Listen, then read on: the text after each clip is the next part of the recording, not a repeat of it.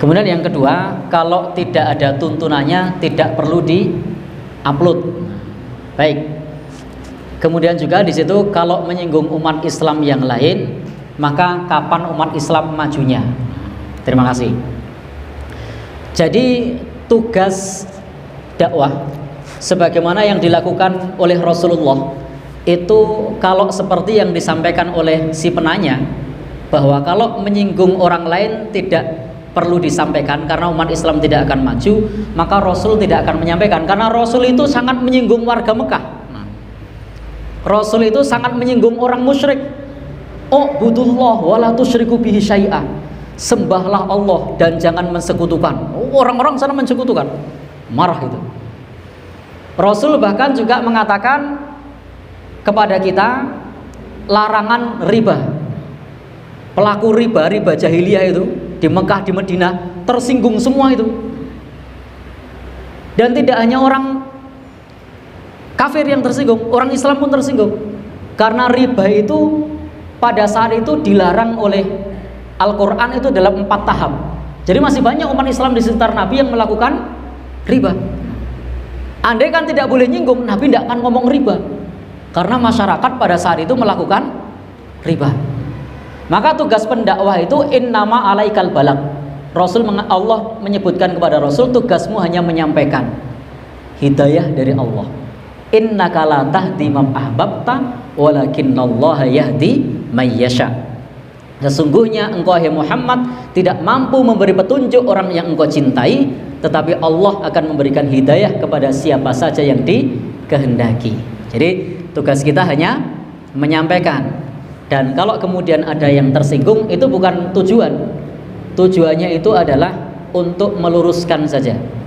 Jadi tidak bermaksud kemudian mengatakan menyinggung, bukan. Sebagaimana Rasul ketika menyampaikan riba, masyarakat jahiliyah itu sangat gemar dengan riba. Bahkan umat Islam saat itu. Maka ayat riba itu turun 4 tahap. Tahap pertama yang di surah Rum itu, Allah memberikan perbedaan antara sedekah dengan riba. Kalau sedekah berlipat, kalau riba berkahnya hilang. Nah, belum dilarang.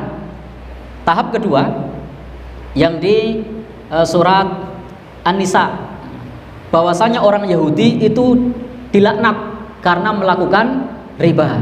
Belum ngomong umat Islam dilaknat. Sebagian orang sudah menghindari riba. Yang ketiga, kemudian pada saat itu turun ayat la ta'kulu riba at'afa mudha'afah, jangan makan riba yang berlipat ganda. Maka sebagian umat sudah meninggalkan riba yang besar, yang kecil belum ditinggal. Yang terakhir kemudian Allah berfirman. Apa firman-Nya?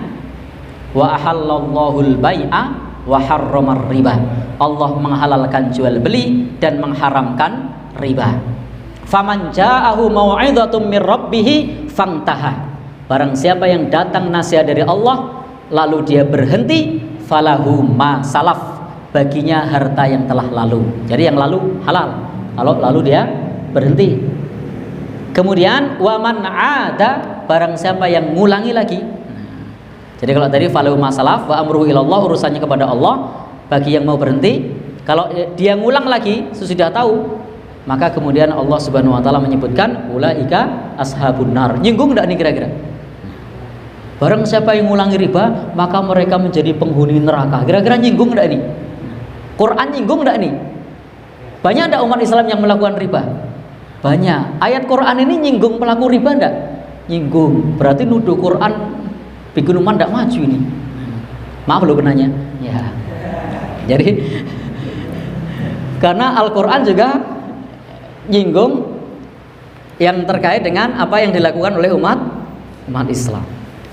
Baik, Bapak dan Saudara yang berbahagia yang dirahmati Allah, apalagi misalnya Homer itu juga pada saat itu masyarakat di lingkungan Nabi itu peminum Homer, lalu kemudian dilarang. Tersinggung tidak mereka?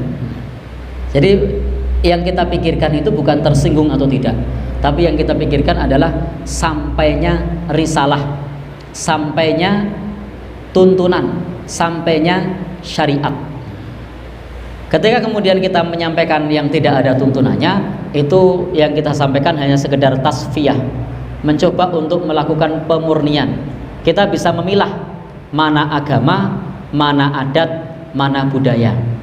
Bagaimana kita beragama dengan benar, bagaimana kita beradat dengan benar, dan bagaimana kita berbudaya dengan benar menurut tuntunan syariat. Sehingga bukan maksud untuk kemudian menyinggung umat Islam.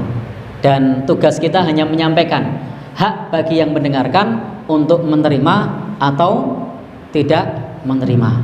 Jadi sama sekali tidak ada maksud untuk memaksakan kepada orang lain, tidak sama sekali. Bahkan kalau kemudian ada yang sampai di sini mengatakan saya tidak setuju, ya monggo, itu tidak masalah. Jadi itu tidak masalah. Apalagi kita hidup di negeri kita, kebebasan berpendapat itu dilindungi undang-undang. Wallahu a'lam bishawab.